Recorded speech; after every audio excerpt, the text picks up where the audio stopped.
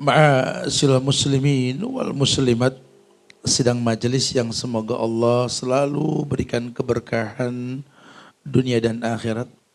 Alhamdulillah, izin Allah kita dimudahkan oleh Allah untuk bisa berkumpul di tempat ini dalam rangka memanfaatkan waktu luang kita. Karena memang Allah yang bilang faida faragta fansab. Punya waktu kosong ya isilah. Ya. Isi dengan hal-hal yang bermanfaat. Karena waktu ini enggak berulang. Lantar jiyal ayyamul lati madat. Hari itu enggak berulang gitu lah. Dunia ini bukan tujuan, dunia cuma transit, dunia cuma numpang lewat. Bahkan enggak tanggung-tanggung ulama bilang dunia itu mazra'atul akhirah. Dunia itu ya tempat bercocok tanam untuk akhirat. Nah kalau sudah pakai bahasa bercocok tanam siap capek. Macul bro, mana enggak capek cocok tanam. Gali lubang, naik pohon, ngilangin itu. Capek, dunia ini melelahkan. Tapi ulama juga bilang, wa maladzatu illa ba'da ta'bi. Enggak ada yang namanya kelezatan itu yang bisa dikalahkan kecuali kelezatan yang datang setelah kita ta'bi, capek. Ya, orang kalau udah berasa lelah, capek, kemudian istirahat, wow. Sampai Nabi bilang sama Bilal, ya Bilal, ij'al sholataka rohatan lak. Bilal, jadikan sholatmu itu istirahatmu. Bilal orang capek, mantan budak, mesti survive, kerja keras dia, kuli lah istilah kalau orang sekarang bilang. Maka Nabi mengatakan, ya Bilal, ij'al sholataka rohatan lak. Bilal, jadikan sholatmu itu istirahatmu. Dan Bilal lah orang yang betul-betul senang dengan yang namanya sholat sunnah wudhu. Ya, tiap wudhu dia sholat, saking cintanya sama sholat. Dia merasakan kenikmatan dalam ibadah kepada Allah. Dan ternyata kalau kita urut lagi ya memang sholat ini isti'anah. Wasta'inu bisabri wassholah. Makanya kalau ada orang yang mungkin belum kenal Allah banget, hidupnya banyakan melo, ya sedih aja. Kan efeknya kan featuring susah nantinya gitu loh. Kenapa? Berburuk sangka sama Allah. Ini orang nih kalau udah buruk sangka dia gak kenal Tuhan. Udah dia tiba ngaca juga udah paham betapa sempurnanya Allah ciptakan dirinya. Cuma karena memang bagus menurut dia ini yang bikin sedih. Sudah sering kok dipakai bahasa yang paling gampang. Orang mau gimana ke bentuknya.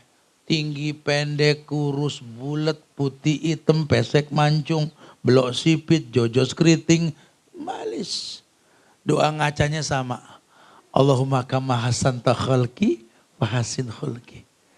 Ya Allah seperti kau baguskan tampangku, baguskan akhlakku. Kan doa ngaca begitu. Ya Allah seperti kau baguskan tampangku, baguskan akhlakku. Katanya yang jelek gue bagus dari mana gitu loh. Ya karena menurut dia, kalau menurut Allah ahsan. Ahsanut taqwim, ahsan itu the best, terbaik. Apapun bentuknya Allah gak peduli. Nabi mengatakan innallaha la yanzuru ila suwarikum wala ila ajsamikum. Karena Allah gak ngelihat dari penampilan dan bentuk tubuh kalian. Walakin yanzuru ila qulubikum wa amalikum. Yang Allah lihat hati dan perbuatan. Bicara hati, tentu bicara yang dilihat, bicara yang didengar. Apa yang kau lihat, apa yang kau dengar, itulah warna hatimu. Yang keluar itulah yang terbaik. Makanya beratnya hidup dan sedihnya hidup ini kan karena tuntutan di luar batas kemampuan. Ya, kita mesti punya sifat qanaah. Itu kanzun. Harta karun dalam diri manusia kalau punya sifat qanaah. Enggak gampang komplain dengan takdir. Karena dalam lawang memang hidup ini ngejalanin takdir bukan bikin takdir. Betul ada pepatah, ada kata-kata bijak bahwa hidup ini adalah sejarah yang kita tulis. Tapi tetap itu proses kalau sejarah. Takdir ya telah ditentukan. Sering kok kuping kita dengar Ustadz nyampein. Innallaha qaddara maqadiral khalaik qabla ahyaluqas samawati wal ard bi khamsina alfasana. Ya. Allah itu telah takdirkan takdir manusia ini sebelum menciptakan langit dan bumi dengan jeda 50.000 tahun sebelum tercipta langit dan bumi. Ini kita sering dengar nih. Ya. Penetapan takdir ketika bayi berusia 4 bulan dalam kandungan. Yursalu alaihil malak, ditentukanlah oleh Allah malaikat diutus wa yanfukhu fihi ruh, meniupkan ruh. Wa yuktabu bi arba'i kalimat, ditentukan 4 takdir, bikat birizki. Rezekinya. Ingat rezeki bukan gaji. Tidak semua orang punya gaji, setiap orang punya rezeki. Bikat birizki. Wa ajalihi, ajal batas kehidupannya. Baik itu kematian maupun selesai dengan dari sesuatu. Wa amalihi, job. Beda, rezeki sama kerjaan sudah beda. Sakiyun au sa'idun, tertolong atau tidak. Allah telah tentukan. Cuma memang, karena memang bicara takdir, kita bicara sesuatu yang tidak mungkin kita tahu kecuali setelah terjadi. Itu takdir namanya. Nah di Islam memang enggak ada orang yang tahu besok apa yang terjadi. Wala tadri nafsun mada taksibu ghadan, gitu kan kata Allah. Tidak ada satu jiwa pun yang tahu besok apa yang terjadi. Nah kalau memang enggak tahu besok apa yang terjadi, itu fitrah manusia. Jadi kalau ada manusia ngomong, gue tahu besok apa yang terjadi. Ini arraf. Arraf bahasa Arab artinya kang bohong, paranormal. Orang di luar batas normal manusia tahu besok apa yang terjadi. Tuhan yang nyiptain dia bilang, wala tadri nafsun mada taksibu ghadan. Tuhan yang ngomong gitu. Enggak ada satu jiwa pun yang tahu besok apa yang terjadi. Nih orang bilang tahu. Di atas Tuhan ini orang gitu loh. Jadi jangan gampang percaya kita pegang hukum nih. Hukum asal manusia enggak tahu besok apa yang terjadi. Makanya Islam turunkan syariat.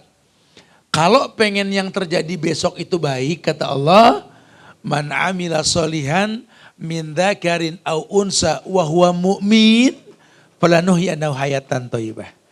Allah janji berikan kehidupan yang baik di yang akan datang kalau orang tersebut hari ini beramal yang benar. Amal soleh, amal yang sesuai dengan syariat. Ada firman Allahnya, ada sabda Rasulnya, dan sahabat memang melakukan. Wahuwa mu'min, tapi tetap syaratnya dia beriman. Karena nanti ada juga orang berbuat benar cuma gak beriman. Itu fitrah, standar manusia. Kalau orang Islam ini kan dunia akhirat, keuntungannya dunia. Di dunia dia untung, di akhirat dia untung. Atau di dunia dia enggak untung, di akhirat masih bisa untung. Itu orang beriman. Wa huwa mu'min. Kata Allah, falanuhyanahu hayatan thayyibah. Kan kuberikan kehidupan yang baik. Berarti ada kehidupan yang baik pun kita enggak tahu.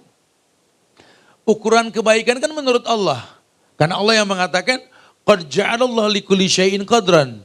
Allah telah berikan ukuran orang beda-beda, mikdarnya beda-beda. Ya masalah makan minum saja kata Nabi yakni luqaimat yatman biha solbu. Kata Nabi orang kalau makan itu luqaimat yatman biha solbu.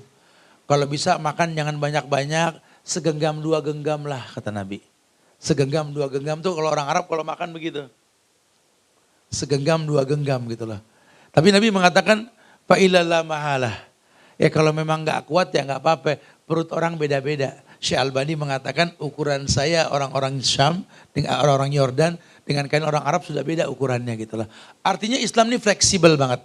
Tapi ingat ada standar. Itu badan kamu, perut kamu itu isinya 3. Sepertiga buat makanan, sepertiga buat napas, sepertiga buat air. Orang dikasih satu peringatan, yang penting tahu, jangan sampai berlebihan. Allah katakan, qad ja'alallahu likulli syai'in qadran, kata Nabi. Ayat disampaikan, manusia sudah punya mikdar, sudah punya ukuran. Nah, ketika di luar batas kemampuan atau ukuran yang telah ditentukan, ini yang suka menimbulkan kesedihan. Makanya di dalam Al-Quran, ya Allah berfirman, ketika Ibnu Katsir menerjemahkan ayat yang mengatakan wadzalikum zannukumul ladzi zanantum bi rabbikum ardakum fa asbahtum minal khasirin. Iya, ini ayat menginformasikan kepada kita bahwa apapun yang kita lakukan ini harus dengan prasangka baik kita kepada Allah. Jangan kita berburuk sangka sama Allah. Karena nanti banyak juga orang yang berburuk sangka sama Allah. Ya akhirnya yang ada keburukan yang dia rasa. di surat Fusilat ayat 23, rujukan bahasan kita. Surat Fusilat ayat 23. Ayat yang berbunyi, وَذَلِكُمْ ظَنُّكُمُ الَّذِي ظَنَنْتُمْ بِرَبِّكُمْ أَرْدَاكُمْ فَأَصْبَحْتُمْ مِنَ الْخَاسِرِينَ. Dalam tafsir Ibnu Katsir ayat ini diterjemahkan bahwa qala Ma'mar wa talal Hasan wa dzalikum zannukum alladzi dzanantum bi rabbikum ardakum. Summa qala Rasulullah sallallahu alaihi wasallam ana ma'a abdi ingda zanni bi, kata Nabi gini. Ada sebuah riwayat dari Nabi yang merujuk kepada hadis qudsi bahwa Allah pernah mengatakan, kata Rasul gini, qala Allah berfirman, ana ma'a abdi ingda zanni bi. Aku ini menurut prasangka hambaku. Ana ma'a abdi ingda zanni bi. Wa ana ma'ahu idza da'ani. Dan aku akan selalu bersama dia selama da'ani. Selama dia selalu berdoa kepadaku, kata Allah, da'ani. Summa wa ana ma'ahu idza da'ani summa iftarul Hasan yang zuru fi hadha qala ala innama amalan nas ala qadri zannihim bi rabbihim. Kemudian Al Hasan mengatakan bahwa ayat tersebut mengiring ukuran manusia, bahwa kondisi manusia tergantung prasangka dia sama Allah. Makanya kalau sedih itu featuring susah, iya. Dia lupa Allah ciptakan manusia ini untuk tersenyum. Bukankah dalam semua hal kita disyariatkan mengatakan alhamdulillah? Ya, antum senang alhamdulillah, antum enggak senang alhamdulillah ala kulli hal. Segala hal berkaitan dengan alhamdulillah. Orang bangun tidur mau di atas kasur yang super ukurannya, mahal harganya, atau mungkin kasur jelek boleh minjem sama tetangga, atau mungkin di atas stiker yang sudah nggak layak pakai. Cukup tidak cukup waktu tidurnya, tetap bangun tidur ada doa yang sama. Alhamdulillahilladzi ahyana ba'da ma amatana wa ilaihin nusyur.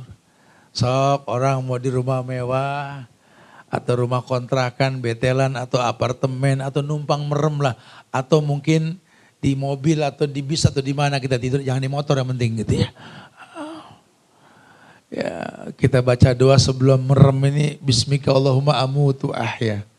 Ya tolong jangan dikaitkan sama kasur, karena merem di mana saja. Allah jadikan merem itu nu'asan amanata minhum, ngantuk itu nikmat.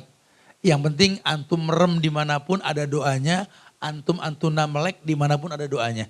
Yang ingin saya tekankan ini, ketika kita melek di tempat yang mungkin gak layak kita untuk mengatakan alhamdulillah. Tapi Allah katakan lah sama. Alhamdulillah, antum tanya sama orang Arab.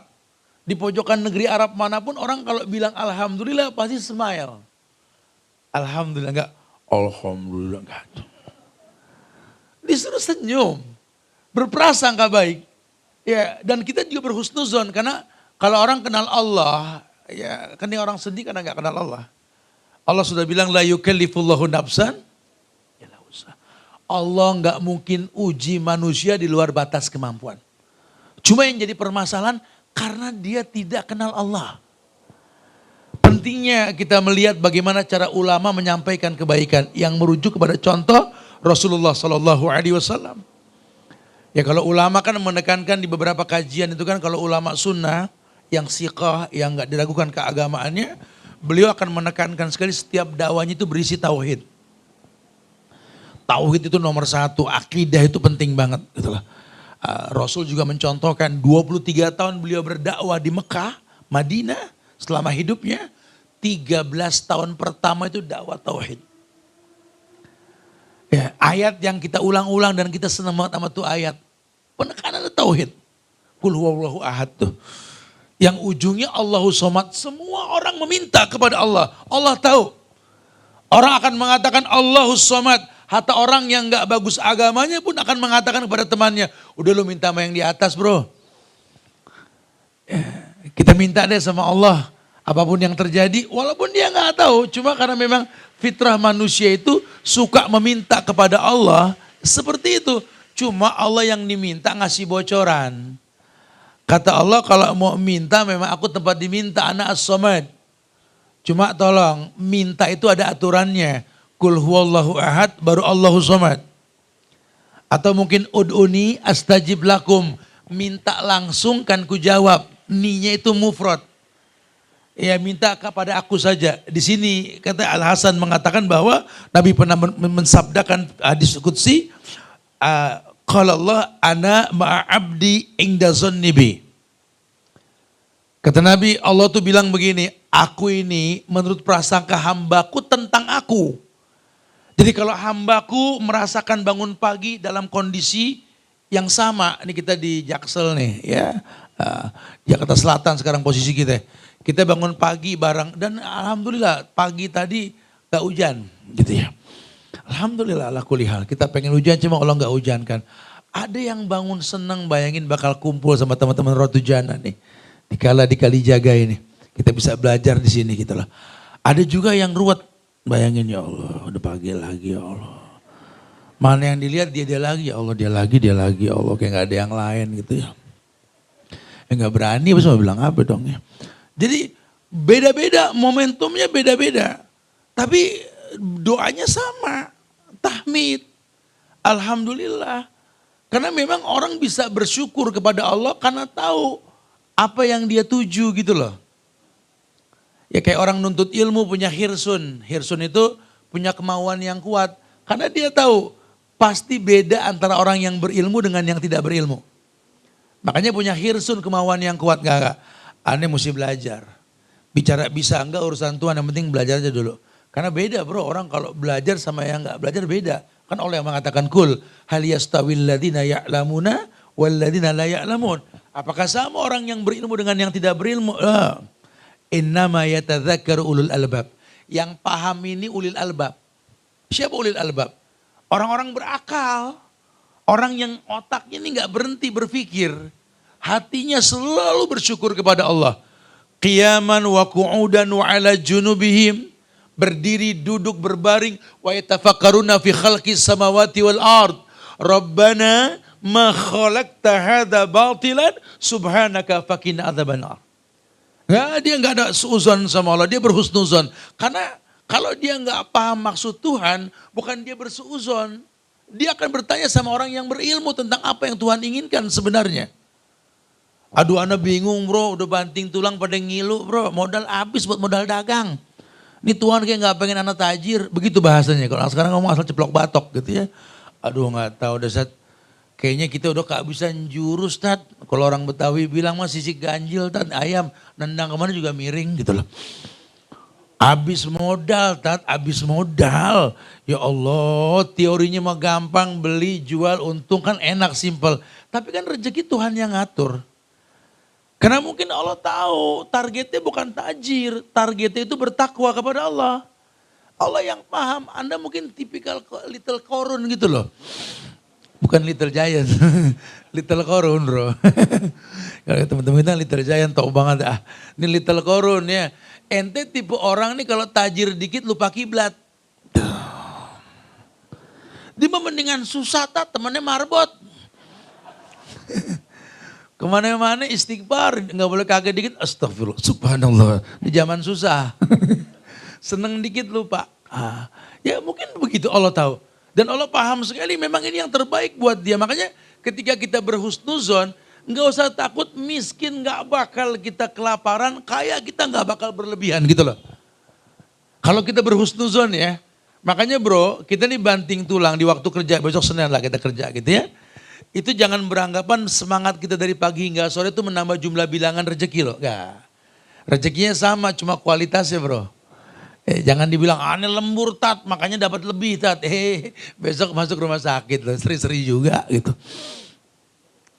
Anak kalau nggak lembur tat nggak dapat double tat income tat. Iya lo apa begadang lembur jajan mulu habis-habis juga. Enggak begitu ukurannya. Bro kita ini cuma ngejalanin takdir. Ya pegang nih akidah nih. Kita cuma ngejalanin takdir yang ada batasnya. Yang Allah pengen imma syakuran, imma saburan gitu loh. Makanya Ibnu Katsir menjelaskan perihal ini, beliau mengatakan bahwa wadzalikum zannukumul ladzi zanantum bi rabbikum ardakum fa asbatu minal khasirin. Ini prasangka. Itu prasangka burukmu sama Allah. Maka keburuk sangkaan kamu sama Allah itulah yang mengakibatkan yang akan datang tambah buruk. Supaya enggak ada keburukan lagi, kenali Allah, berhusnuzon. Kamu jangan sampai beragama kaleng-kaleng. Ngaku muslim, Tuhannya Allah, nabinya Muhammad. Ketika ditanya siapa Allah bingung. Apal namanya kagak. Ngerti tauhid, Allahu alam. Tahu Nabi Muhammad, ya pernah dengar, begitu bahasanya. Apa itu Islam? Singkatan, Isya subuh lohor asar maghrib, kesimpulan hidup. Ini yang dibikin kaleng-kaleng. Jadi akhirnya ketika dapat ujian, komplain sama Tuhan. Kalau Tuhan mau ajak ngomong, situ yang bingung nanti. Lawang kenal tidak, minta diuji kan gak mungkin. Justru ujian yang Allah berikan itu lambang cintanya Allah gitu lah. Innallah idza ahabba qauman ibtalahum. Kata Nabi kan begitu. Allah kalau cinta sama satu kaum, jangankan orang per orang, per kaum. Ibtalahum, Allah uji. Allah uji orang supaya merasakan nikmatnya berlindung di balik rumah yang sederhana. Allah berikan hujan lebat, angin puting beliung. Hingga kocar kacir, lari orang. Masuk rumah, halo, gak lepek deh, halo.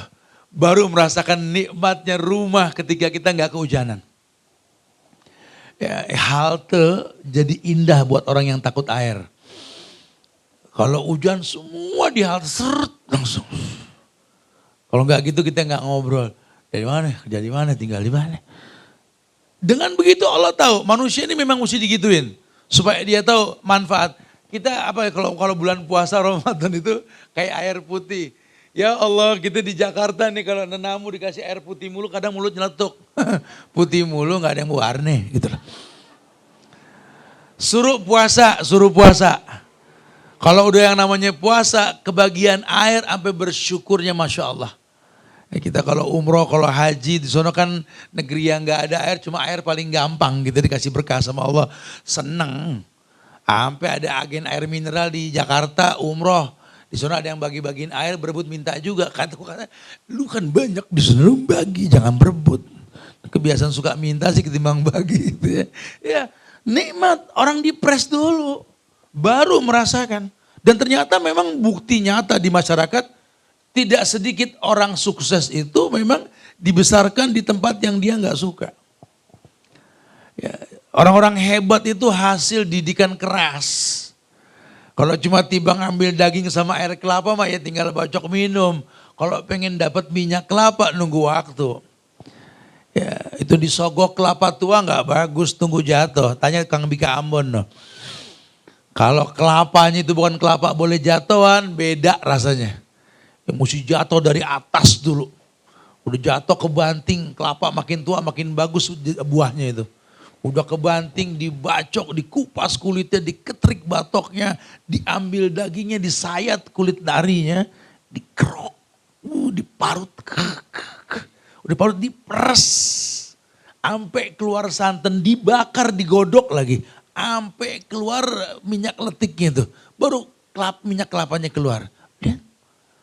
Ada proses buat dapat VCO, ya begitu. Ya kita tinggal nikmatin, tinggal cari sehatnya, nggak tahu prosesnya. Hidup seperti itu. Makanya innallah idza ahabba qauman ibtalahum. Allah tuh pasti uji manusia. Nah ujian inilah kalau kita memang kenal sama Allah, ujungnya husnuzon.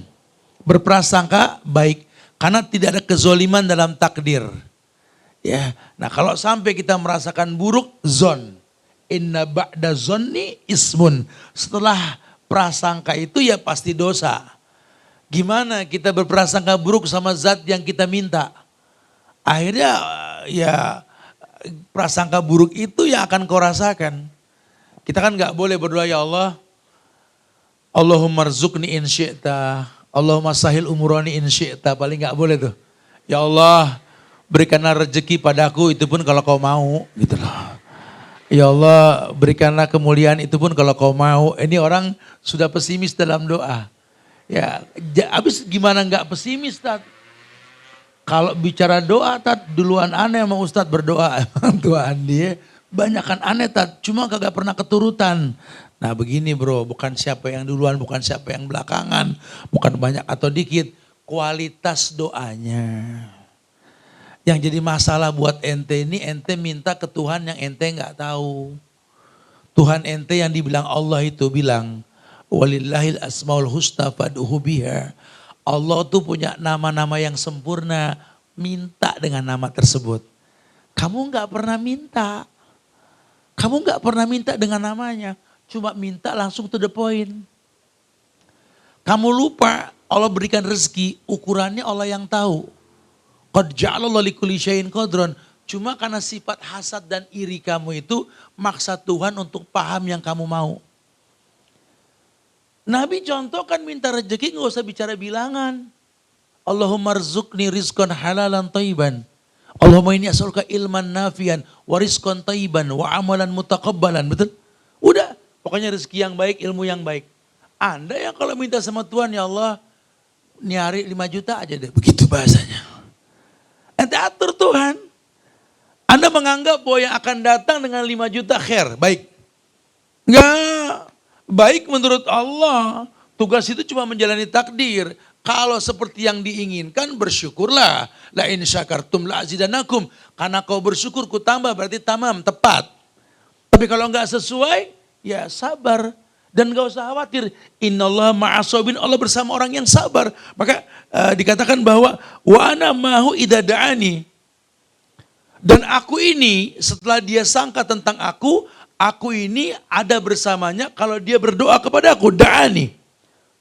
Bahkan dikatakan bahwa innama amalun nasi ala qadri zannihim birabbihim.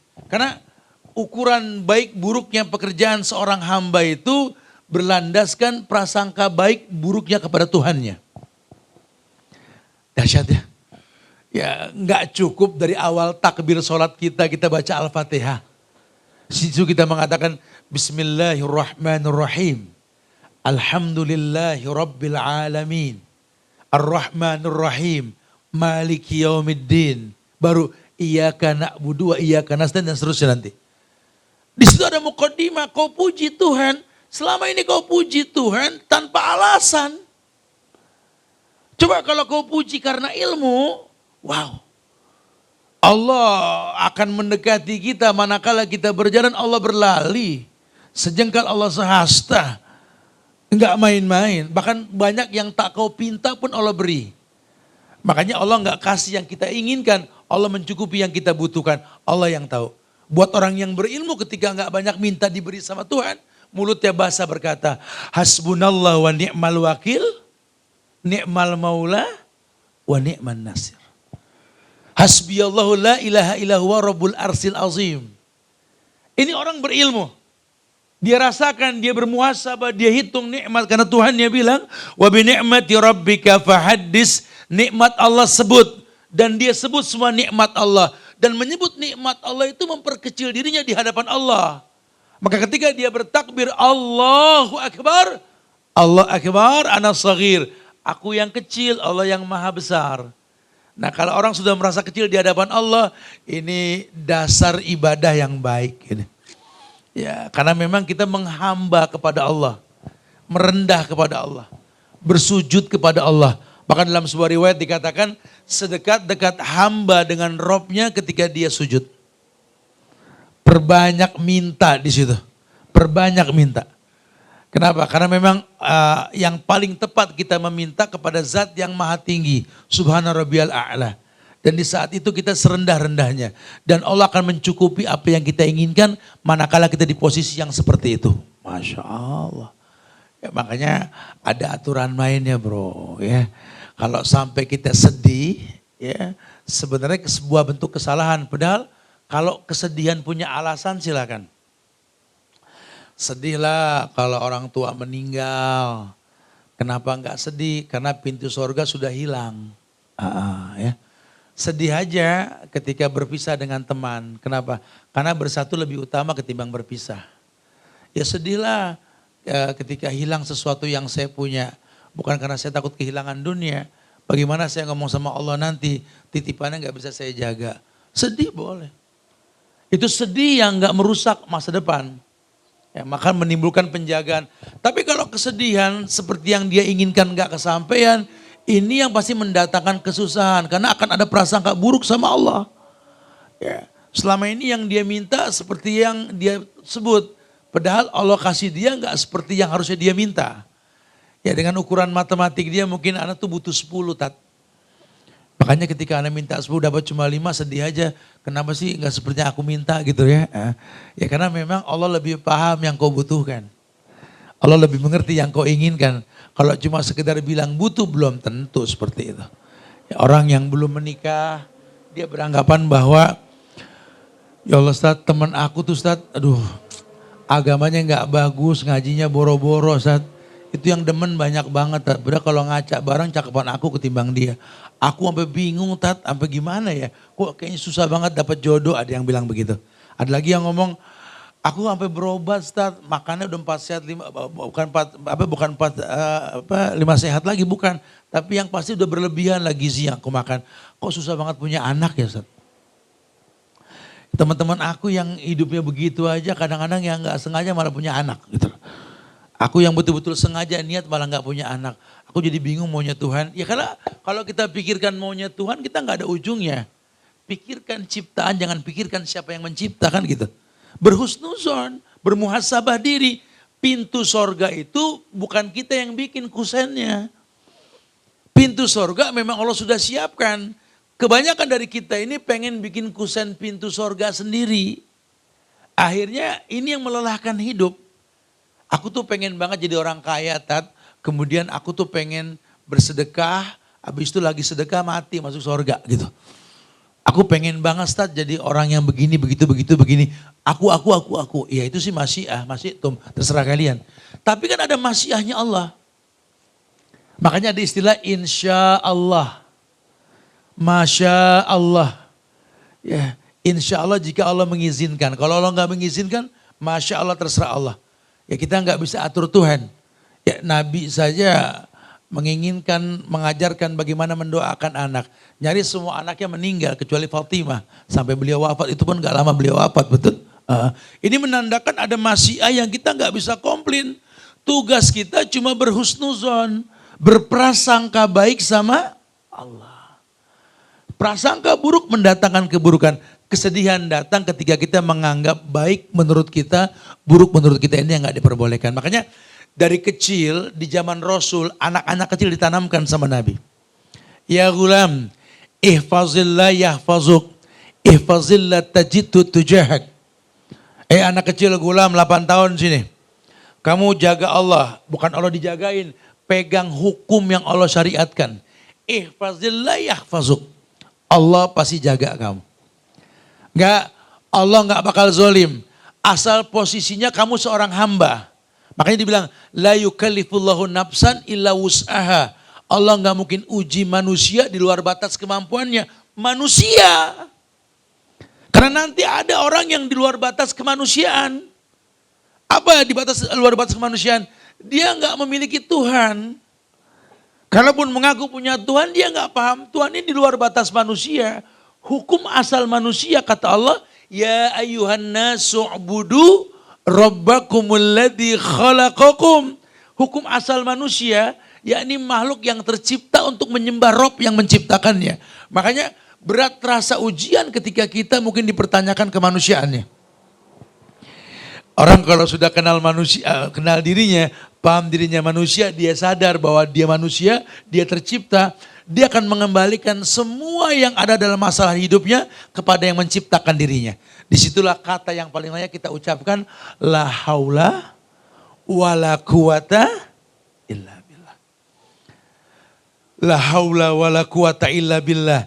Tidak ada kekuatan kecuali milik Allah. Ya, kita nggak bisa pilih takdir, cuma modal husnuzon. Tidak ada takdir yang buruk. Yang kita minta sama Allah, afrigh alayya sabran wasabbit aqdami wangsurni alal qaumil kafirin. Ya Allah, afrik alayya sabran. Berikanlah kesabaran kepada kami ya Allah. Kuatkan kaki ini ya Allah menghadapi kenyataan hidup ya Allah. Sambil dia fokus. Wa ma khalaqtul jinna wal insa illa liya'budun. Yang penting ibadah. Dia nggak tuntut bentuk rumah yang dia miliki. Yang penting nyaman buat ibadah. Karena doa orang punya rumah, mau gede, kecil, tinggi, pendek, atau mungkin di ground, doanya sama. Angzilna mungzalan mubarakan wa anta khairal mungzilin. Itu doa kalau kita beli rumah atau kita punya rumah. Angzilna mungzalan mubarakan wa anta khairal mungzilin. Ya Allah, berikanlah kepada kami mangzil, baitun dar sakan, tempat tinggal mubarakan yang penuh berkah. Kapan dikatakan rumah itu berkah? Kalau pagi penghuninya melek. Rumah sebagus apapun kalau pagi penghuninya merem, nggak ada keberkahan. Karena doa Nabi cuma buat orang yang mau melek pagi. Barik li ummati fi bukuriha. Berikan berkah pada umatku di pagi hari. Ini kalau aktivitas begini nih anak bangsa di Indonesia nih. Pagi melek, kajian, baru beraktivitas, olahraga sambil kajian atau apalah ya. Aktivitas yang mendatangkan keberkahan. Ini walau anna ahlal qura amanu wattaqau la fatahna alaihim barakati minas sami wal ard. Kalau rata iman dan amal soleh masyarakat di bumi, di muka bumi ini, Allah akan turunkan berkah dari langit dan bumi. Walau anna ahlal qura amanu wattaqau, kalau seluruh masyarakat beriman bertakwa kepada Allah di bumi manapun dia berpijak, la fatahna alaihim barakati minas sami wal ard. Allah bakal bukakan berkah dari langit dan bumi. Ini janji Allah. Keberkahan bakal turun. Pecundang-pecundang ya di negeri ini akan tergeser dengan sendirinya. Karena sampah akan hilang dengan hujan yang turun dengan waktunya nanti. Ya, jadi kita nggak usah khawatir. Yang penting istiqomah di atas fitrah kebenaran. Diri kita tercipta untuk beribadah.